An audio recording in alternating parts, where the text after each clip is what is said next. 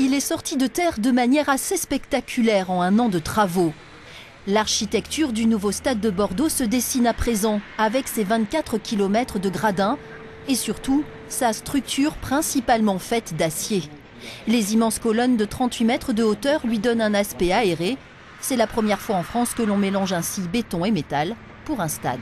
Il est unique sur les stades qui sont construits actuellement en France et même sur les stades en général qui sont construits en France, dans le sens où il y a une grande part d'acier. Il y a à peu près 12 300 tonnes. À titre d'exemple, la Tour Eiffel, c'est l'image qu'on donne souvent, c'est à peu près 2 fois la Tour Eiffel. Souvenez-vous ici, en janvier 2013, il n'y avait encore qu'un immense terrain vague, une ancienne décharge polluée, gorgée d'eau et traversée par des jalles. Les travaux préparatifs du sol ont duré 1 an pour dévier les ruisseaux, assécher le terrain avec de la chaux et le stabiliser pour les fondations. Donc là, on voit en fait le début du stade. La plateforme que vous voyez ici, c'est la tribune ouest. La butte de terre qui est à gauche, ce sera le futur emplacement de la pelouse.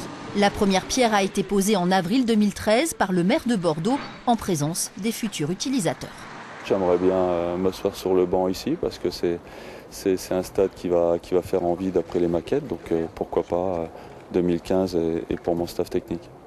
À la fin de l'été dernier, le stade prenait déjà forme. 400 compagnons travaillent actuellement sur le chantier. Très délicat, c'est la pose du toit. Comme un gros mécano, des bouts de charpente métallique de 106 tonnes chacun sont tissés grâce à cette grue. À la fin du mois, toit et gradins seront terminés. La pelouse sera installée à l'automne.